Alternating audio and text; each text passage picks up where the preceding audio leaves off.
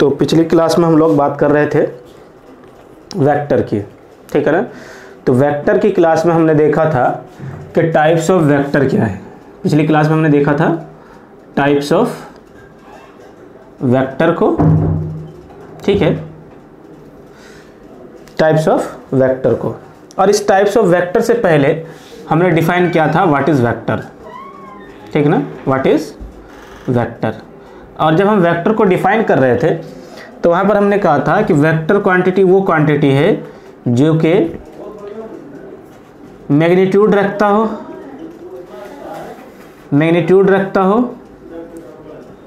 Direction रखता हो और साथ साथ वेक्टर के लॉज को फॉलो करता हो।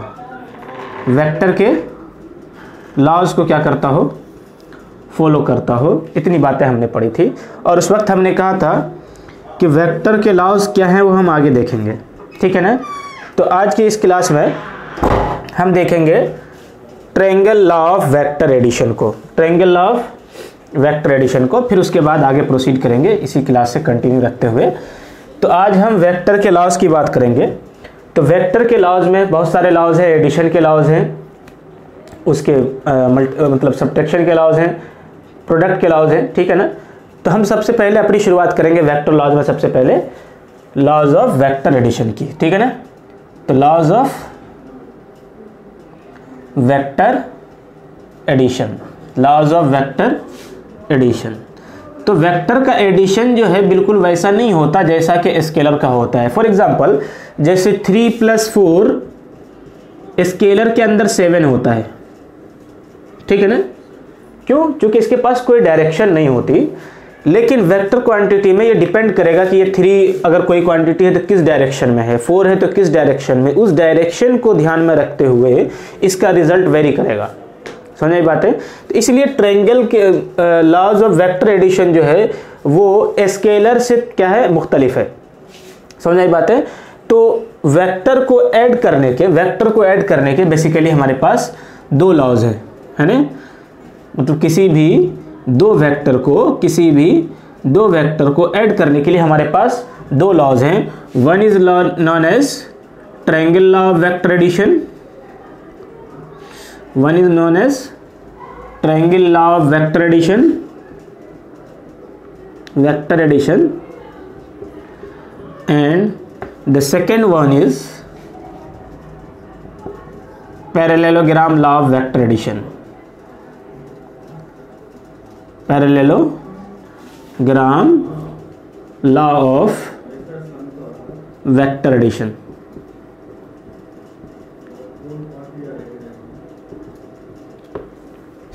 Parallelogram law of vector addition, ठीक है ना। तो 2 लॉज है। हकीकत में इसमें और इसमें ज़्यादा फर्क नहीं है, ठीक है। हम इसको पढ़ लेंगे किसको, triangle law of vector addition को, और इसको हम इससे कंपेयर कर लेंगे और हमें बातें समझ में आ जाएगी। हालांकि दोनों के स्टेटमेंट डिफरेंट है, नज़रियात देखने के दोनों के अलग अलग है, लेकिन जो रिजल्ट हम यहाँ डिराइव करेंगे, जो लॉज हम यहाँ पर पढ़ेंगे, वही लॉज लगभग यहाँ पर भी रहता है। रिजल्ट्स हमारे चेंज नहीं होते, ऑफ कोर्स होना भी नहीं चाहिए, क्योंकि रिजल्ट अगर चेंज हो गया तो ये दो वेक्टर को अगर हम अलग अलग मेथड से ऐड करेंगे तो रिजल्ट क्या हो जाएगा, डिफरेंट हो जाएगा, है ना। तो 2 वेक्टर को अगर हम किसी भी 2 लॉज से ऐड करें, रिजल्ट क्या रहता है हमारा, सेम रहता है, ठीक है ना। रिजल्ट क्या रहता है हमारा, सेम रहता है।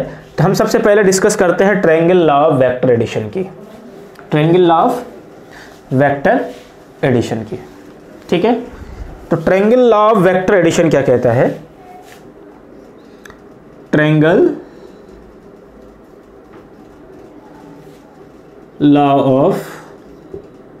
Laws of vector addition. कि triangle law of vector addition ये कहता है कि मान लो हमारे प्लेन में 2 वेक्टर है, मान लो vector A and vector B.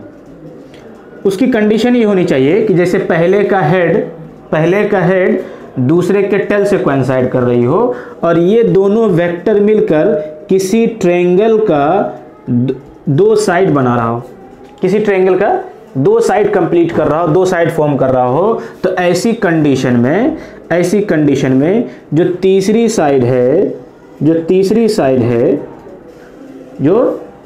Side है वो रिप्रेजेंट करता है इन दोनों का सम, इन दोनों का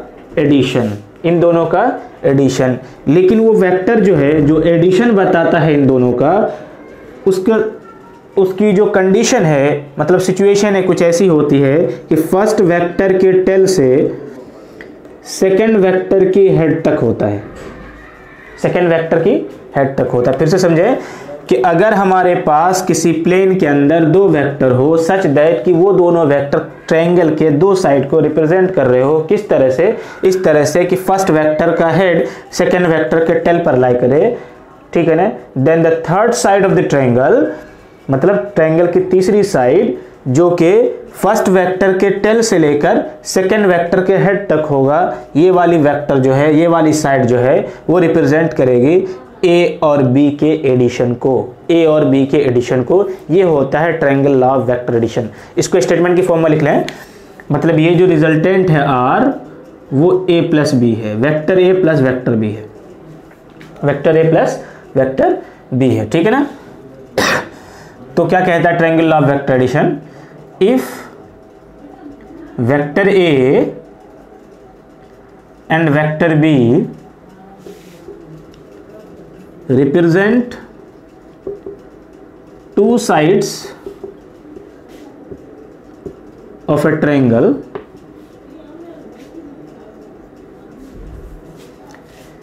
in a plane in the manner such that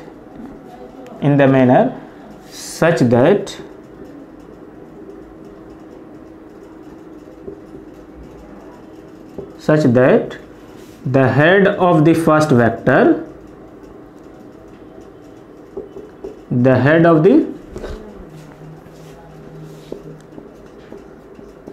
vector coincide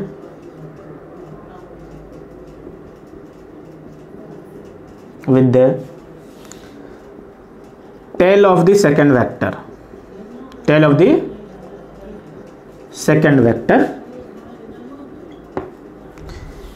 then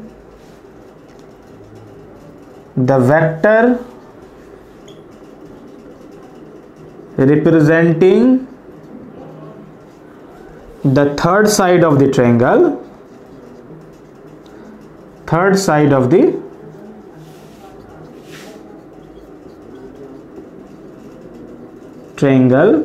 कहां से कहां, from the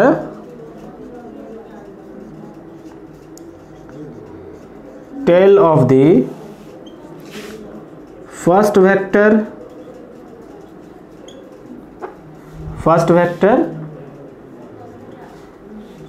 to the head of the second vector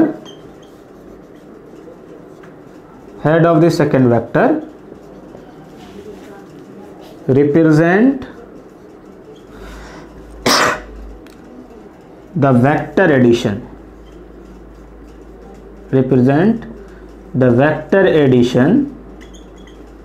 of vector A and vector B, समझ में बात है? होपफुली आपको ये बात समझ में आ गई होगी, ठीक है। कि अगर हमारे प्लेन के अंदर कोई भी दो वेक्टर है, vector A and B, such that कि वो ट्रायंगल की किसी दो साइड को क्या कर रहा है, रिप्रेजेंट कर रहा है, तो उस कंडीशन में जो तीसरी साइड होगी फर्स्ट वेक्टर के टेल से सेकेंड वेक्टर के हेड की तरफ, वो रिप्रेजेंट करता है इनका एडिशन, ठीक है ना। ठीक, इस स्टेटमेंट को रखते हैं यहीं तक, ठीक है। अब निकालते हैं इनका रिजल्ट, ठीक है ना। अब निकालते हैं हम क्या, इनके रिजल्ट को, ठीक है। उससे पहले एक चीज और हम और पढ़ लें, ठीक है, ताकि इसको समझने में आसानी हो। एंगल बिटवीन टू वेक्टर,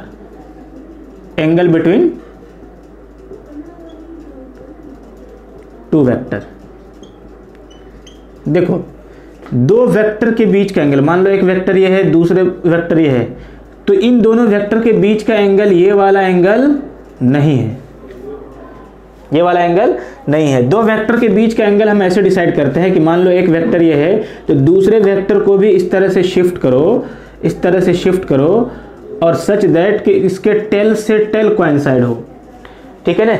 उस कंडीशन में जो एंगल होता है that is the angle between the two vector, that is the angle between the two vector. दो वेक्टर के बीच का एंगल हम कैसे निकालते हैं कि एक वेक्टर लिखा, दूसरा वेक्टर लिखा, तो एंगल तब डिसाइड करेंगे जब दोनों वेक्टर का टेल से टेल कोइंसिडेंस हो। तो क्या कर सकते हैं, इसको पैरेलली आगे शिफ्ट कर सकते हैं, तो इस लाइन को आगे प्रोड्यूस कर दो, तो ये लाइन शिफ्ट होकर के यहाँ पर आ सकती है by the shifting property of vector, by the shifting property of vector.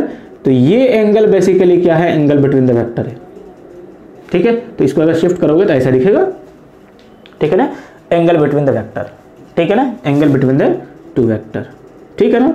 चले आगे चलते हैं, ठीक है। तो या तो ऐसा दिखे, ऐसी सिचुएशन में होगा तो ये angle angle between the vector होगा, ठीक है। तो अभी हमने कहा कि इस ट्रायंगल के हिसाब से, इस ट्रायंगल के हिसाब से अगर हम देखें, इस ट्रायंगल के हिसाब से अगर हम देखें तो वेक्टर ए और बी का, वेक्टर ए और वेक्टर बी का जो सम है वो ये वेक्टर है ना, वो ये वेक्टर है, ठीक है। इस ट्रायंगल की नेमिंग कर दूं मैं, से पी क्यू आर, ठीक है ना, और ये जो है हमारा रिजल्टेंट वेक्टर है, ठीक है। ये क्या है, हमारा रिजल्टेंट वेक्टर है। तो अगर ये रिजल्टेंट वेक्टर है तो वेक्टर के हिसाब से, वेक्टर रिप्रेजेंटेशन के हिसाब से इस टेल की जो भी लेंथ होगी, इस टेल की जो भी लेंथ होगी that will be the magnitude, that will be the magnitude. भले ही हम इसको ऐसे लिख देते हैं r is equal to A vector A plus vector B, लेकिन इसका जो सम होगा वो इस टेल की लेंथ के बराबर होगा, चूंकि रिप्रेजेंटेशन में इस ट्रायंगल की साइड की ये जो लेंथ होगी वही क्या होगा, वेक्टर आर का मैग्नीट्यूड होगा, ठीक है ना, वेक्टर आर का क्या होगा, मैग्नीट्यूड होगा। तो हम जो है अगर ये निकाल लें कि इस टेल, इस वेक्टर की जो टेल है, ये जो रिजल्टेंट वेक्टर है, इसके टेल की लेंथ कितनी है, तो हमें पता चल जाएगा कि रिजल्टेंट कितना है, ठीक है ना, रिजल्टेंट कितना है। तो एक चीज तो हम वो फाइंड करने की कोशिश करेंगे। दूसरी बात, चूंकि आर एक वेक्टर है तो इसकी कुछ नहीं कुछ डायरेक्शन होगी, तो वो डायरेक्शन भी फाइंड करने की हम कोशिश करेंगे, ठीक है ना। तो ये देखिए, ये जो रिजल्टेंट है इसका वेक्टर ए से डायरेक्शन क्या है, समथिंग ये एंगल है, ठीक है। तो मैं इस एंगल को कह दे रहा हूं क्या, फाई, क्या कह दे रहा हूं, फाई, ठीक है ना।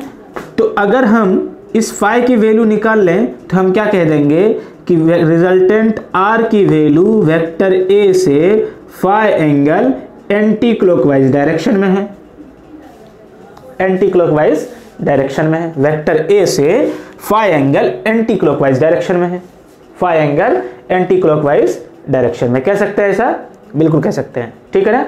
ठीक, उससे पहले ये क्या होगा, अभी मैंने बताया था, ये होगा एंगल बिटवीन द वेक्टर, ठीक है, ठीक है। तो हमारे पास क्या है, गिवन क्वांटिटी क्या क्या है, vector A, vector B and the angle between them.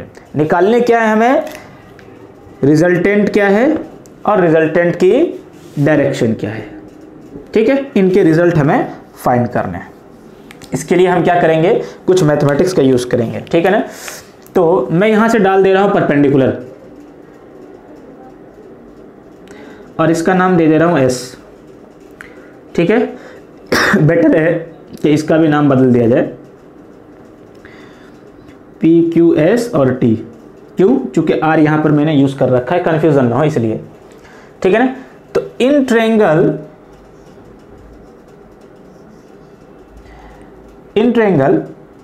P S T and triangle Q S T, दिखा दो ट्रायंगल, ये दो ट्रायंगल है और दोनों राइट एंगल ट्रायंगल है, दोनों राइट एंगल ट्रायंगल है। तो क्या इन दोनों ट्रायंगल में हम पाइथागोरस अप्लाई कर सकते हैं, बिल्कुल अप्लाई कर सकते हैं। क्या ट्रिग्नोमेट्री अप्लाई कर सकते हैं? बिल्कुल ट्रिग्नोमेट्री अप्लाई कर सकते हैं, ठीक है ना।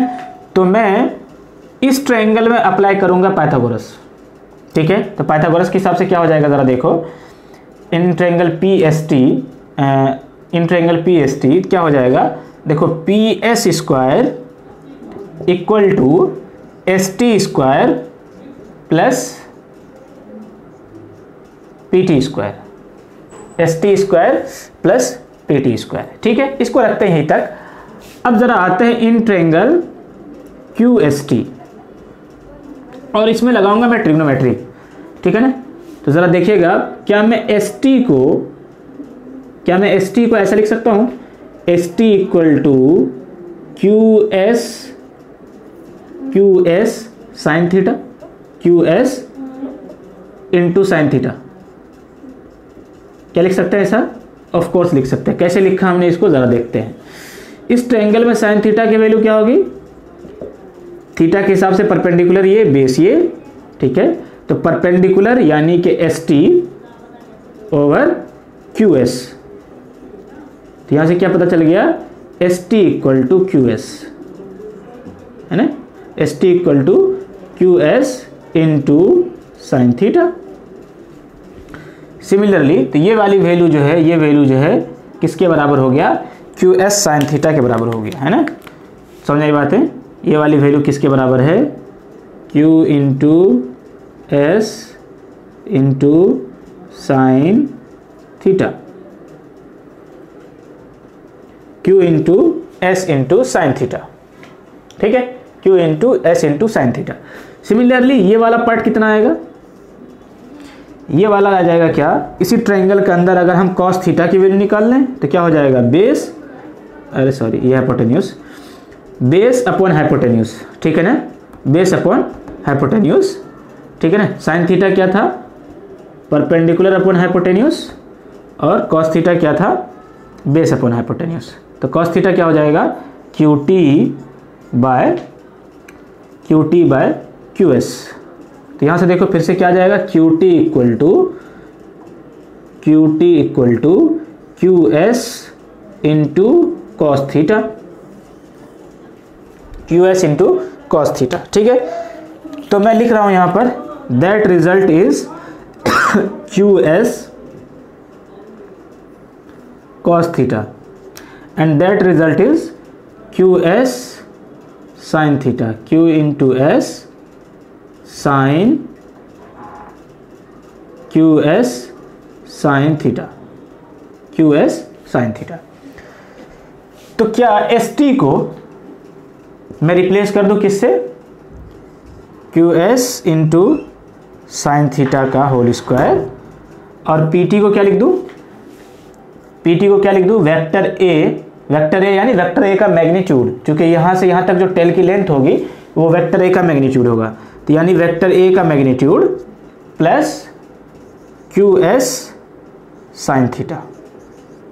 लेकिन अगर तुम गौर करो तो ये जो QS है, बेसिकली ये जो QS है वो बेसिकली क्या है, QS जो है बेसिकली क्या है, वेक्टर B का मैग्नीट्यूड है, वेक्टर B का क्या है, मैग्नीट्यूड है। समझ आई बात है कि नहीं। तो that means this can be result replaced by B cos theta and this can be result by replaced by B sin theta, है ना। तो यहाँ पर हम क्या कर दें, एक रिप्लेसमेंट और कर लें, इसको हम क्या लिख दें, वेक्टर बी का मैग्नीट्यूड इंटू साइन थीटा का whole square plus vector A plus vector B into I think cos theta का होल स्क्वायर, ठीक है ना। तो पी टी कितना है, P Q plus Q S cos theta यानी बी कॉस थीटा, ठीक है। इसको ओपन कर दे तो क्या हो जाएगा, B square sine square theta plus A square plus B square cos square theta plus 2ab cos theta. हमने इसके अंदर लगा दिया a प्लस बी के होल स्क्वायर के आइडेंटिटीज, और इसको ओपन कर दिया। इसको क्या कर दिया हमने, ओपन कर दिया। तो अब ज़रा देखें कि B square cos square theta और B square sine square theta, इन दोनों में से अगर बी स्क्वायर कॉमन ले लें तो क्या बच जाएगा, sine square theta plus cos square theta plus A square equal plus 2 into A into B cos theta. और पीएस देखो तो हकीकत में क्या है, मैग्नीट्यूड ऑफ वेक्टर आर है, मैग्नीट्यूड ऑफ वेक्टर आर है जो कि हमें निकालना है। तो हम इसको आर स्क्वायर लिख सकते हैं हर जगह, ठीक है। Sign square theta plus cos square theta क्या होता है 1, तो क्या हो जाएगा, ये देखो A square plus B square, A square plus B square plus 2ab cos theta. ये किसकी वैल्यू है, आर स्क्वायर की वैल्यू है। तो आर की वैल्यू के लिए क्या करना पड़ेगा, डालना पड़ेगा हमें रूट। क्या डालना पड़ेगा, रूट। समझ आई बात है, क्या डालना पड़ेगा, रूट डालना पड़ेगा। तो resultant will be under root A square plus B square plus 2ab cos theta, under root A square plus B square plus 2ab cos theta. तो रिजल्टेंट की वैल्यू कितनी हो जाएगी, under root A square plus B square plus 2ab cos theta. समझ में आ गई बात है। तो रिजल्टेंट कितना होगा, ठीक है ना। तो रिजल्टेंट का फार्मूला आ गया हमारे पास, दो वेक्टर को ऐड करने के लिए रिजल्टेंट का फार्मूला आ गया हमारे पास क्या, कि अगर वेक्टर ए और वेक्टर बी दो वेक्टर हमारे प्लेन के अंदर है सच दैट कि उसके बीच का एंगल कॉस थीटा है, तो उसके रिजल्टेंट का जो मैग्नीट्यूड होगा that will be under root A square plus B square plus 2ab cos theta, where theta is the angle between the two vector, where theta is the angle between the two vector. ठीक है ना, समझ आ गई बात है, ठीक है। Where theta is the angle between the two vector, ठीक है, theta is the angle between the two vector, ठीक। लेकिन अब जो है हमें डायरेक्शन भी चाहिए था। अब जो हमें क्या चाहिए, इस रिजल्टेंट का डायरेक्शन चाहिए, इस रिजल्टेंट का क्या चाहिए, डायरेक्शन चाहिए। तो अभी हमने कैलकुलेट किया था कि ये जो वैल्यू है ये थी b sin थीटा और यहाँ से यहाँ तक की वैल्यू थी, यहाँ से यहाँ तक की वैल्यू थी b cos theta, b cos theta. तो इन ट्रायंगल PST है ना, इन ट्रायंगल PST हमारा फाई एक एंगल आता है। अगर हम इस फाई को कैलकुलेट कर लें तो हमें पता चल जाएगा कि ये वेक्टर जो रिजल्टेंट वेक्टर है हमारे वेक्टर ए से कितना एंगल पर है, वेक्टर ए से कितना एंगल पर है। तो इस ट्रायंगल के अंदर इन ट्रायंगल PST अगर मैं निकालूं tan फाई का मतलब परपेंडिकुलर अपॉन बेस, तो इसके हिसाब से परपेंडिकुलर कौन है, ST, और बेस क्या है, PT, है ना। That will become ST upon PT, ST upon PT। सन फाई की वैल्यू क्या हो जाएगी, ST अपॉन PT, ठीक है ना। तो tan फाई क्या हो जाएगा, देखो ST की वैल्यू बेसिकली क्या है, ST की वैल्यू बेसिकली क्या है, b sin theta over a plus b cos theta, a plus b cos theta. अब ट्रिग्नोमेट्रिक रेशियोज़ की जब वैल्यू हम निकालेंगे तो यहाँ से हम ट्रिग्नोमेट्रिक रेशियोज़ की जो भी वैल्यू आएगी उसके हिसाब से हम फाई निकाल लेंगे, ठीक है ना। तो फाई क्या हो जाएगा, tan inverse of that value, tan inverse of that value. मान लो अगर इसकी वैल्यू 1 आ जाती है, इसकी वैल्यू 1 हो जाती है तो हम क्या लिखेंगे, tan इनवर्स 1, या ऐसा भी कह सकते हैं कि tan फाई की वैल्यू अगर फॉर एग्जांपल 1 आती है तो 1 किस एंगल के लिए होता है, 45 डिग्री के लिए। तो इसको रिप्लेस कर दोगे tan 45, है ना, तो उस कंडीशन में फाई की वैल्यू 45 डिग्री हो जाएगी, ठीक है ना। खैर वो तो क्वेश्चन के हिसाब से हम देख लिया करेंगे, ठीक है ना, क्वेश्चन के हिसाब से हम देख लिया करेंगे। तो tan फाई की वैल्यू हो जाएगी b sin theta over a plus b cos theta. लेकिन याद रखना कि बार बार हम ऐसा डायग्राम तो बनाएंगे नहीं, ठीक है ना। तो ये जो फाई एंगल होता है अगर गौर करो तो देखो साइन थीटा कॉस थीटा किसके साथ लगा हुआ है, इसके साथ, ये ऊपर और नीचे। तो ये टर्म नीचे आ रहा है, वेक्टर ए से ये फाई एंगल है ना।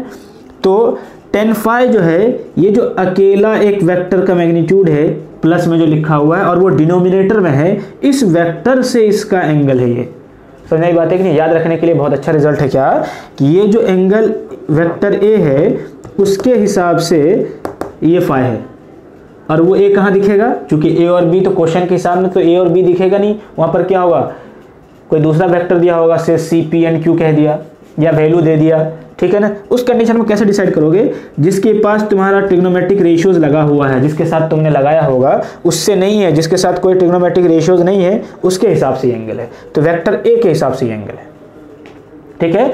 तो magnitude will be given by this and angle will be given by this vector, है ना। Angle will be given by this result, यानी direction will be given by this result and magnitude will be given by this result, ठीक है ना। तो magnitude ये हो जाएगा एंड डायरेक्शन यहां से हम निकाल लेंगे, डायरेक्शन हम यहां से निकाल लेंगे, ठीक है ना। Now we will use the special case, है ना, यहीं से हम निकालेंगे क्या, स्पेशल केस, है ना।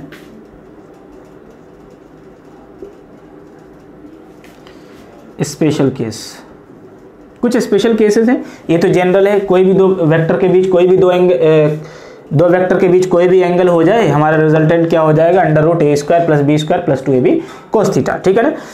अब हम स्पेशल एंगल पर कुछ वैल्यूज हम कैलकुलेट करने की कोशिश करेंगे। पहली बात, if theta is zero, theta is zero का मतलब if vector A that is vector A and vector b are parallel to each other, parallel to each other, क्या मतलब वेक्टर ए इधर है तो वेक्टर बी भी क्या है, इधर ही है, और इन दोनों के बीच का एंगल क्या होगा, जीरो होगा, पैरेलल वेक्टर होगा। तो उस कंडीशन में थीटा क्या हो जाएगा, जीरो हो जाएगा। इस थीटा इक्वल टू जीरो को यहाँ पुट कर दें, थीटा इक्वल टू जीरो को यहाँ पुट कर दे तो क्या आ जाएगा, देखिए R equal to under root A square plus B square plus 2ab cos zero. Cos zero की वैल्यू अगर याद हो आपको तो क्या होती है, 1, तो आर की वैल्यू हो जाएगी under root A square plus B square plus 2ab। और फिर से इसको अगर ध्यान दें तो क्या है, a प्लस बी का होल स्क्वायर का रूट है, A square plus B square plus 2ab, that means this result is vector A plus B. तो रिजल्टेंट किसके बराबर आ गया हमारा, ए प्लस बी के बराबर आ गया। रिजल्टेंट किसके बराबर आ गया, ए प्लस बी के बराबर आ गया। तो क्या पता चला कि अगर वेक्टर एक ही डायरेक्शन में हो तो उसका रिजल्टेंट क्या हो जाएगा, सिंपली उसका एडिशन हो जाएगा। ये बहुत आसान सी बात है। इवन 8th क्लास के अंदर मान लो कोई 5 kg का ब्लॉक है, इसको 3 न्यूटन 5 न्यूटन से इधर धकेल रहे हो और 3 न्यूटन से भी इधर ही धकेल रहे हो, तो रिजल्टेंट कितना लिखते थे, 5 + 3 यानी कि 8 न्यूटन। सिंपल। ये वेक्टर भी यही बता रहा है, ठीक है ना, ये वेक्टर भी यही बता रहा है कि अगर थीटा 0 होगा तो सिंपल एडिशन होगा। फिर इतने बड़े इस महाशय को याद करने की जरूरत नहीं है, ठीक है ना। Now we will see the next case. If theta is 180 degree, if theta is 180 degree, कि अगर थीटा क्या हो जाए, 180 डिग्री हो जाए, थीटा क्या हो जाए, 180 डिग्री हो जाए। थीटा 180 डिग्री का मतलब क्या होता है, एंटी पैरेलल वेक्टर। क्या मतलब होगा, एंटी पैरेलल वेक्टर, ठीक है। ये हमने पिछली क्लास में, पिछले लेक्चर के अंदर दिखाया था कि एंटी पैरेलल वेक्टर क्या होता है। एंटी पैरेलल वेक्टर किसको कहेंगे, दो वेक्टर जिसकी डायरेक्शन अपोजिट होगी। मान लो एक वेक्टर इधर है, वेक्टर ए, तो वेक्टर बी कहाँ रहा होगा, इधर की तरफ, ठीक है ना। तभी तो एंगल कितना होगा, 180 डिग्री। कुछ ऐसी सिचुएशन रही होगी। तो उस कंडीशन में देखो हमारा रिजल्टेंट क्या होता है, तो आर क्या हो जाएगा, इसी रिजल्ट को यहाँ पुट कर दें, A square plus B square plus 2ab cos 180, cos 180 क्या हो जाएगा, A square plus B square plus 2ab cos 180 degree, ठीक है ना। कॉस 180 की वैल्यू क्या होती है, -1 under root A square plus B square -2ab हो जाएगा ये, ठीक है। तो इसको हम क्या लिख सकते हैं, under root a minus B का होल स्क्वायर आइडेंटिटीज की मदद से। तो यहाँ से क्या पता चल गया कि रिजल्टेंट जो है हमारा a माइनस बी का होल स्क्वायर से पेयर में है, तो क्या हो जाएगा, रूट से बाहर, तो r की वैल्यू क्या हो जाएगी, vector a minus vector b, vector a minus vector b। क्या पता चला कि अगर दो वेक्टर एंटी पैरेलल हो, दो वेक्टर एंटी पैरेलल हो, दो वेक्टर क्या हो, एंटी पैरेलल हो, तो उसका रिजल्टेंट सिर्फ और सिर्फ डिफरेंस से आ जाता है। उसका रिजल्टेंट सिर्फ और सिर्फ क्या आ जाएगा, दोनों वेक्टर के मैग्नीट्यूड का डिफरेंस निकाल लो, उससे आ जाएगा। समझ बात है। डायरेक्शन कैसे डिसाइड करोगे, डायरेक्शन जो है बड़े वाले वेक्टर की तरफ होगा। डायरेक्शन कहाँ होगा, बड़े वाले वेक्टर की तरफ होगा। तो ये बात लिख लें, direction will B along larger vector. अगर वेक्टर ए है तो ए, वेक्टर बी है तो बी, ठीक है। डिफरेंस निकाल लेना है इसमें, डिफरेंस मैग्नीट्यूड कैसे निकाल लेना है, डिफरेंस निकाल लेना है। किसी बड़े में से छोटे को घटा को मॉडुलस लगा दिया, पॉजिटिव रख लेना है, डायरेक्शन किधर हो जाएगा, बड़े की तरफ। पिछले वाले केस में डायरेक्शन किधर होता, जाहिर सी बात है दोनों एक ही तरफ थे, रिजल्टेंट उधर ही होता। अब आप सोच रहे होगे कि सर ने तो कहा था कि डायरेक्शन इससे डिसाइड करेंगे, इससे क्यों नहीं कर रहे, ये भी वही बताएगा, ठीक है ना। चूंकि यहाँ पर जो वैल्यू रखोगे तो यहाँ से भी वैसा ही रिजल्ट आएगा, ठीक है। तो इसलिए बेटर है आसानी में क्या समझ लें कि अगर एंटी पैरेलल है तो बड़े वाले की तरफ होगा डायरेक्शन, और पैरेलल था यानी पिछले केस में तो जाहिर सी बात है दोनों वेक्टर एक ही तरफ थे, तो उसी के अलोंग डायरेक्शन होगा हमारा, ठीक है ना। ये था हमारा सेकंड स्पेशल केस। तो थर्ड पार्ट की तरफ हम चलते हैं, ठीक है। थर्ड पार्ट की तरफ चलते हैं, ठीक है ना। स्पेशल केस में थर्ड पार्ट की तरफ चलते हैं, ठीक है ना। कि अगर दो वेक्टर आपस में 90 डिग्री पर हो, if theta is 90 degree, if theta is 90 degree. मान लो एक वेक्टर ये है, दूसरा वेक्टर ये है, यह वेक्टर ए, यह है वेक्टर बी, समझिए बात है। यह है वेक्टर बी और यह है वेक्टर ए, ठीक है। या तो ऐसा कह लो, इसको ऐसे भी रिप्रेजेंट कर सकते हैं, वेक्टर ए और यह है वेक्टर बी, और ये इन दोनों के बीच का एंगल है 90 डिग्री, ठीक है ना। समझ आ गई बात है। तो इस केस में हमें रिजल्टेंट कौन सा देगा, ये वाला, ठीक है। तो रिजल्टेंट कैसे निकाल लेंगे, थीटा की जगह क्या पुट कर दें, 90 डिग्री। तो क्या हो जाएगा, r equal to under root A square plus B square plus 2ab cos 90। cos 90 की वैल्यू क्या होती है, 0। तो क्या बच जाएगा, under root A square plus B square. तो resultant in that case will be under root A square plus B square, in that case will be under root A square plus B square. तो resultant ऐसा हो जाएगा, under root A square plus B square. अच्छा, direction कौन सा है, ये है हमारा फाई, ठीक है। तो यहाँ से तुम देख सकते हो सिंपल सा, tan फाई की वैल्यू जो है वो कितनी हो जाएगी, perpendicular upon base, perpendicular upon base यानी b बाय a, ठीक है। तो डायरेक्शन क्या हो जाएगी, डायरेक्शन क्या हो जाएगा, b बाय a। यही चीज़ तुम यहाँ से भी देख सकते थे कि थीटा की जगह 90 पुट कर दो तो sin 90 हो जाता है 1, है ना, यानी b sin 90 over a plus b cos 90। cos 90 की वैल्यू क्या होती है, 0, और sin 90 की वैल्यू क्या होती है, 1। तो tan फाई की वैल्यू होती है b by a, tan phi की वैल्यू क्या होती है, b बाय a, ठीक है। सिंपली परपेंडिकुलर अपॉन बेस लगाने हैं, जिस वेक्टर से निकाल रहे हो उस वेक्टर के हिसाब से ट्रिग्नोमेट्रिक रेशियोज भी लगा सकते हो, या ये रिजल्ट भी याद रख सकते हो, ठीक है। तो ये था हमारा क्या, triangle law of vector addition, ठीक है। आज का सेशन हमारा छोटा होगा, ठीक है, क्योंकि मेरी आई साइट जो है थोड़ा इसमें प्रॉब्लम हो गई है, तो आज की वीडियो हम छोटी रखेंगे। होपफुली अगली वीडियो जो है हमारी वो थोड़ी लेंथी होगी, ठीक है। Thank you, we will meet in the next lecture.